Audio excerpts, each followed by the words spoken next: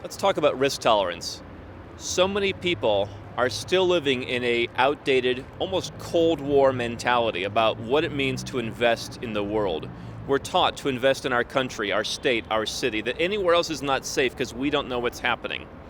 I'm going to talk to you about why the headlines say that's not true and why your entire view of risk tolerance may be wrong.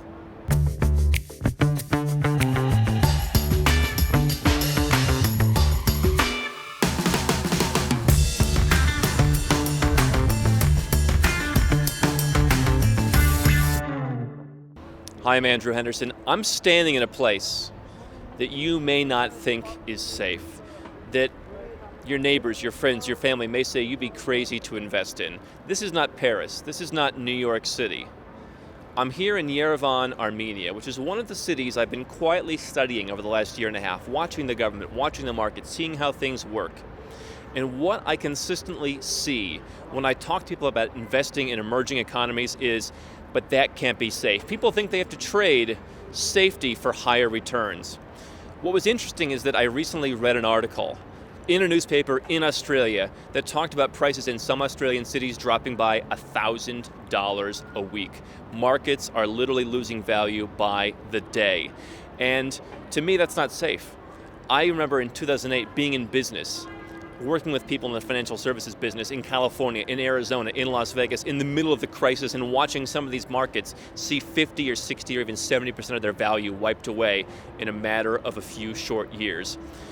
That's the nature of many Western markets. But because we live there, because we're from there, because we understand it, we think, oh, that's safe. Having 60% of your value wiped away, only have to earn it back up and get to the next bubble, to me is not safe. The reality is, there are markets like Yerevan, like many other emerging markets all around the world, where you can earn higher returns, you can have higher stability, you can have governments that are just as good, that are just as friendly to foreign investors, and that give you greater potential. What I see is in many places in the West, for example in Arizona, people are struggling to get 6% yields. You can earn 6% here in the bank. So 6% in real estate is really not going to be a return people are interested in unless it's a really core asset that's growing. A 6% total return here is not going to be acceptable to people. And there are markets all over the world, whether it's Istanbul, whether it's Tbilisi, whether it's here, so many different places, Cambodia, all kinds of emerging economies where if you look at the last 10 years, there hasn't been a losing year. In some cases, 20 years hasn't been a losing year. And the reason for that is because, in my opinion, when you look at a catastrophic event, like the things that have happened in some of these post-Soviet countries, or what happened in Cambodia, when people come back from that, they say, we don't want that to happen again.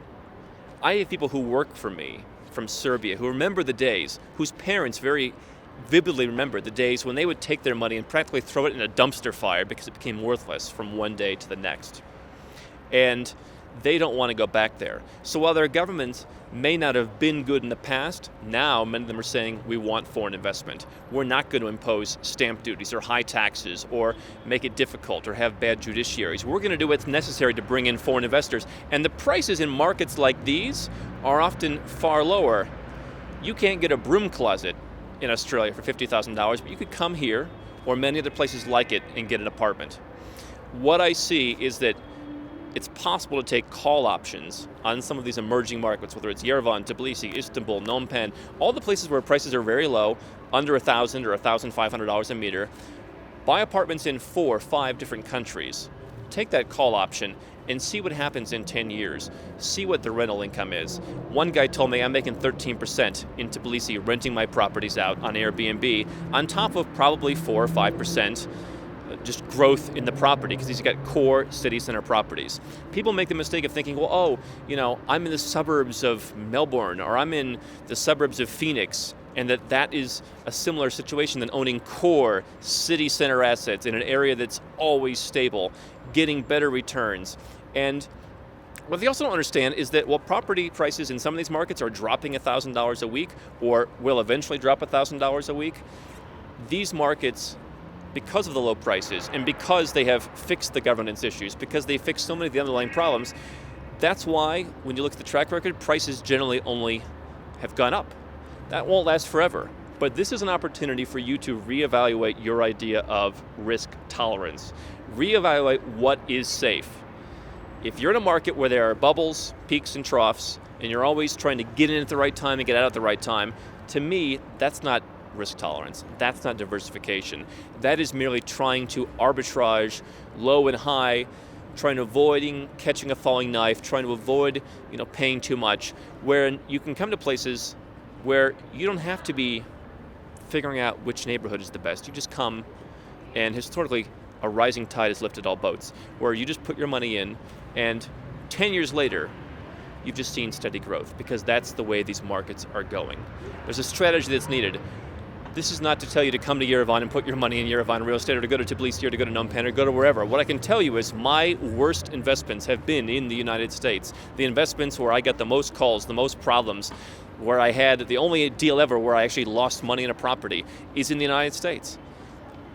Because people think, oh, it's safe. If I put my money in, it's like it's guaranteed, like it's the bank.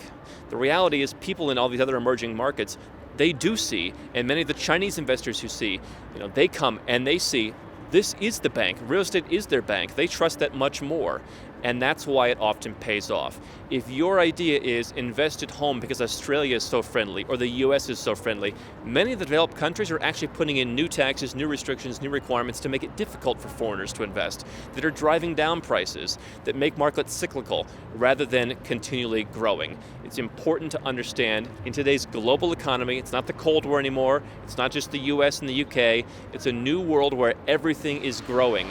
Are you going to be a part of that, or are you going to cling to the old ideas of what is really risky? I'm Andrew Henderson, and if you're looking for a way to legally reduce your taxes, build your freedom, and create wealth faster as a global citizen, then you've come to the right place. I want you to do 3 things right now. Number 1, click the button to subscribe to our channel. Make sure to get notifications so you never miss a new video. Number 2, get a copy of our #1 best-selling book, Nomad Capitalist, on Amazon, and learn all the dozens of benefits of our lifestyle. And number 3, if you're already a 6 or 7-figure entrepreneur and you want to put these strategies in place, go to nomadcapitalist.com and find out how to get some help.